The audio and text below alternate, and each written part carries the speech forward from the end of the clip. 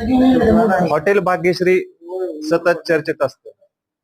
ग्राहकांची गर्दी असेल किंवा एक हॉटेलमध्ये जो बॅनर फाडण्याचा प्रकार घडला होता, या कारणानं हॉटेल भाग्यश्री सतत चर्चेत असतं. मात्र आज एका वेगळ्या कारणाने चर्चेत आले. नेमकं काय घडलंय आपण पाहूया. काय घडलं होतं, नेमकं काय झालं होतं? काय नाही, तिथे गाडी थांबलेली होती. मला म्हणले एक फोटो द्या. मग आपलं पेमेंट करून ते फोटो असा आतमध्ये मुली घातली, काचा पॅक केली, गाडीला घेरा टाकून ठेवतात त्यांनी. नीटच उचलून नेले मारू म्हणत होते. इथे एक बुकी घातली आणि दोन्ही हात पॅक केले काच, तर मरशाला इथे एक बुकी घालून वडगावच्या पुलावर फेकून दिले मला. पण ह्याला नेऊन ड्रायव्हर म्हणत होता, त्याला नेऊन घाटात फेकून देऊ, मारू म्हणजे ह्याला खलासच करायचं म्हणला. त्यातल्या एक जणांना म्हणला नको, म्हणला मोठा खोटा नाही, म्हणून टाकून दिले परत पुलावर.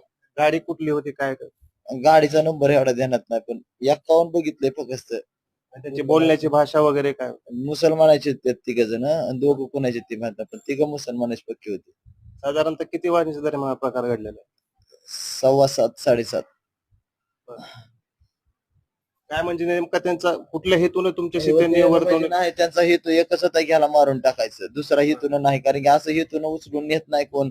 हॉटेल पासून 5 किलोमीटर नेलंय त्यांनी मला. वडगावच्या सिद्धेश्वर वडगावच्या पुलावर फेकून दिलंय मला नेऊन.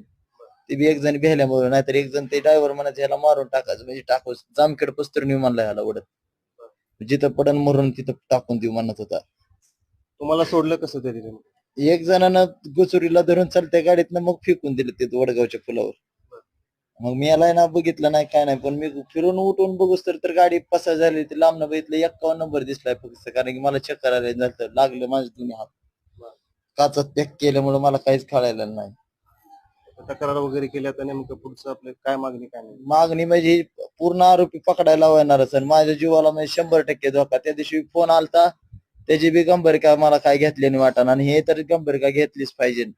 आज हॉटेलवरून उचलून नेतात म्हणजे काहीतरी मारायच्या प्लॅनच आहे माझ्यावर. म्हणजे धोक्याचं पिपणी फडफडायच लागलेली, कारण की माझ्यावर टपूनच आहेत की याला मारायच्या हिशोबानं.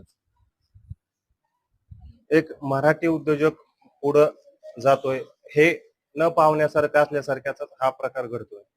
हॉटेल भाग्यश्रीच्या मालकाला आज किडनॅप करून जीव मारण्याचा प्रयत्न केला. MH25 news, Dharashiv.